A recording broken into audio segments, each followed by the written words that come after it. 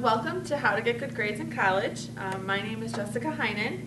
I am a mom. I have 3 children. My oldest is 15. My daughter, the middle child, is 10, and my youngest just turned 4. I am a member of the Phi Theta Kappa Honor Society here on campus. I am also president of the PTA, and I am currently enrolled in the Administrative Professional Program on campus, and I will graduate in May. My name is Mike Beck. I graduated from the marketing program here at LTC in December. I am now attending Lakeland College. I have 2 children, engaged to be married, military veteran.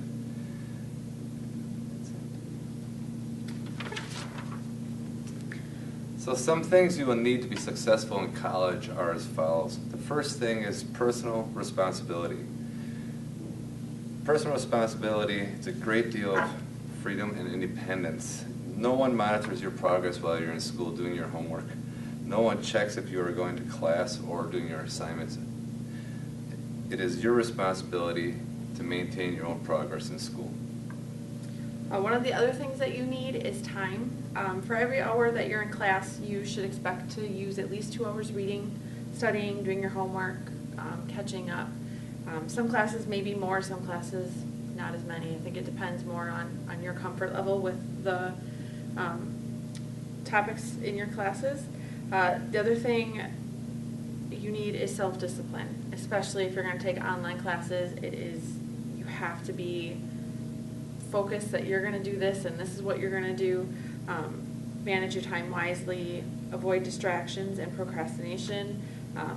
In the real world, everyday life, kids, TV, events, soccer games, whatever happens, concerts, they can all get in the way. You really have to be able to put those aside and focus more on what you're doing and completing your work so that you can do better. In order to complete your program here at LTC, it'll take a lot of hard work. Most learning will be done outside of the classroom. For every 1 hour you spend in class, expect to spend at least 2 hours at home reading, studying, or completing assignments. Attendance is also very important. If you want to get good grades in college, you must attend every class, not almost every class. You can be dropped from classes just for missing absenteeism. When you miss classes, you miss lectures, you miss taking notes, you miss class discussions, and homework explanations. You cannot make up what you miss in class, and you can't get it from someone else. Most of my classes have said that if I miss 2 classes or more, I'm dropped. Another thing is you're responsible for making sure that you find out everything that's due. The instructor is not going to babysit and you and say, okay, this is what's due and this is when it's due. You have to go about and talk to your other classmates and find out what's due and when it's due. Another key thing for me for being successful in college is organization. For me, it is an absolute must. For each of my semesters, I've created a binder system, and in each of the binders, I have my syllabus, I have my grade sheet if the instructor has provided it. I put any key information that I get in each individual file folder, and then when I get assignments back, I put them in a separate folder so that I always know exactly where I'm going to go if I'm looking for information about the class or for an assignment that I've turned in. Some of my instructors have also given us folders for us to keep and use for when we're turning in assignments. So as I complete them, I just put them in that folder, and I know that when I get to class, I just hand her that folder. That could be a good thing to do even on your own if it helps you keep things situated. The student planner. If you don't have this one, there's one in the back. They can be provided for you. Otherwise, if this one doesn't work for you, you can buy your own. But for me, it is essential that every class I go to, I write down a little bit of what we did in class, and then I write down what is due and what is expected of us, when it's due, and some other little notes so that if I don't get around to homework from a class on Monday, I can sit down and go, okay, that's right, we talked about this, we did this, all right, this is due, and this is when it's due. So it's been really helpful for me. Plus, the student planner has a lot of other great information in it. When I do assignments, I break them down. So if I have a big project, I will say, if I have to write a paper, I'll say, okay, well, by this day I want to have this done. I want to at least know what my topic is and get my key points and kind of slowly work on it from there instead of sitting down Sunday night when it's due Monday and trying to write the whole paper, because then my thoughts get all jumbled and I think I wrote something I didn't, which for me is really bad. Computer work, we have our H drives on campus. My suggestion would be, and what I've done, is I make a folder for each class, and then within each of those folders on the H drive, then I make separate little folders. For one of my classes, we did things with PowerPoint, we did Word, and we did Excel, so I made a separate folder for each of those so that if I knew I was looking for PowerPoint, I just went right to that folder. Study area, if you're at home working, it's probably a good idea to make sure you have everything you need laid out in front of you so you don't get distracted halfway through writing your paper and go, oh, I need whiteout, and have to go find it. I would get sidetracked by something else. I'd find something else that needed to be done. So for me, having everything laid out is a good way to keep me on topic. Another good thing would be to have phone numbers for your classmates. So if you're sitting down and you're not quite sure, maybe you're questioning how something was done or how you think something should be done, you can pick up a phone and just call somebody or text somebody, or even email works too. One great quote from Aristotle: "We are what we repeatedly do. Excellence, then, is not an act, but a habit." Time management, very important. The first thing, don't overextend yourself. If you feel you are doing more than you can handle, take a break from it. Look for ways to make sure life is more manageable. Don't overexert yourself. The second thing is be organized. It's a tremendous time saver, like Jess just got done saying. One great example, keep the whiteout close to you. So when you go get your whiteout, all of a sudden you're going to find something else you want to do, and you're going to walk away from your stuff. Schedule study time. That's basic. Put time aside, like we said before, 1 hour in classes, 2 hours at home. Prepare for that. Learn to say no. It's very easy to get sidetracked when your phone rings and people call you and let's go do this, because that stuff's fun. You have to do what's necessary. It's very easy to get sidetracked. Know what you have to do and don't let anything get in the way of your homework. Make to-do lists. Jess also mentioned that in the planner. Rank to-do items in order of their importance. Time management for me has been a good one. With having the kids at home and the husband and PTA and everything else, I say, okay, this is mom's study time, and I put my earphones in even though they're not connected to anything. If mom has her earphones in, the kids don't bother me unless it's an emergency, and I can still hear enough to know that if they're screaming, I have to attend to them. And learning to say no is a huge one, especially for me this semester. It's been a little bit more busy, so I've had to say no to some other things, which can be tough to do. I mean, in the grand scheme of life, you want to do it all, but this is only a short process, and when this is done, then I have all the time in the world to do some of those other things. You will learn to say no. Yeah. You will learn to say no. You definitely. Otherwise, Sunday nights are very long. Yeah, exactly. Some things to do for achieving success. Do every assignment. Don't look at any assignments if your instructor tells you about them, gives you, maybe you should do this. It's a should and a must, not a maybe I should. So definitely anything that's given to you. If they give you a website to research, that may be key. It helps to at least go look at it. And if it's not something that you feel will be useful, at least you took the time to look.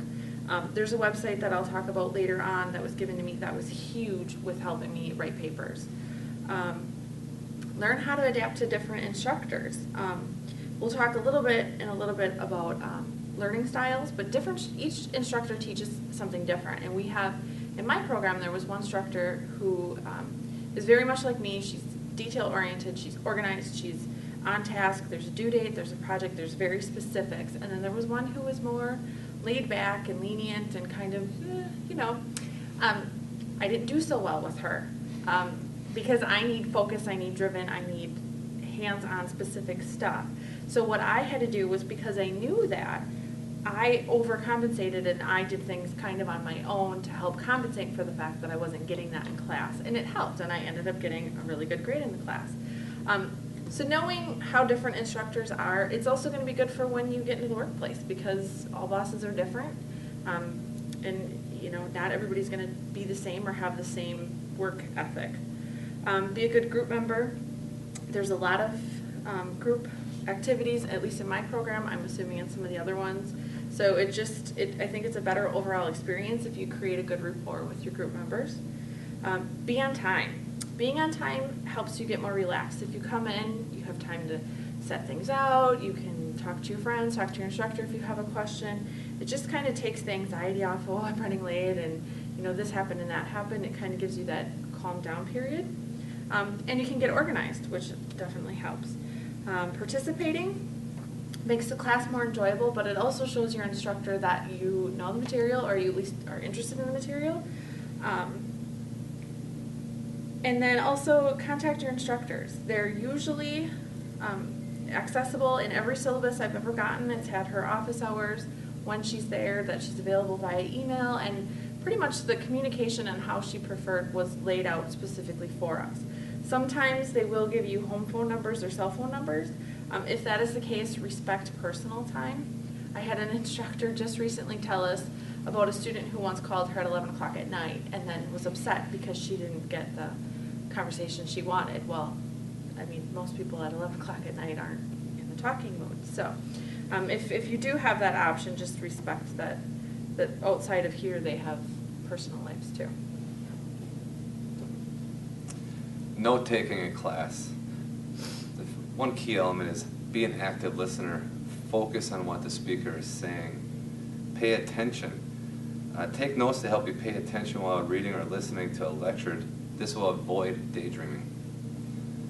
Another thing is recognize important information. The instructors will usually give clues to this. You will see them higher their voice, lower their voice.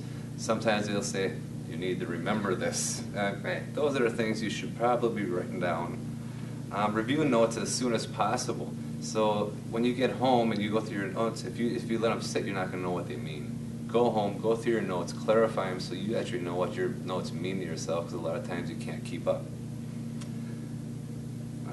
Get notes from classmates if you miss a class. You shouldn't be missing a class, but if you have to miss a class for some reason, get those notes. They will show up again. You will see that stuff on the exams. Another good quote that we thought applied was, success is the sum of small efforts repeated day in and day out. Learning styles. This is something that I think we go over a lot in our classes. It's something that definitely helped me once I figured out what my learning style was, understand why I learned better certain ways versus other ways. The quote says, students learn 10% of what they read, 20% of what they hear, 30% of what they see, 50% of what they see and hear, 70% of what is discussed with others, 80% of what they experience personally, and 95% of what they teach to somebody.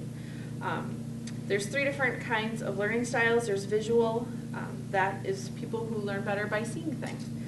For them, watching films, seeing pictures, using flashcards, creating charts and diagrams while they're learning, that helps them almost kind of memorize the information, and they're able to then see it when they need it. Auditory. These people like to listen to lectures and discussions and films and music, and when they read, they may tend to read out loud, and it also would help them to explain to somebody else what they learned, because as they're saying it, they're reinforcing it. Kinesthetic, which is being actively around or actively involved, moving around, doing.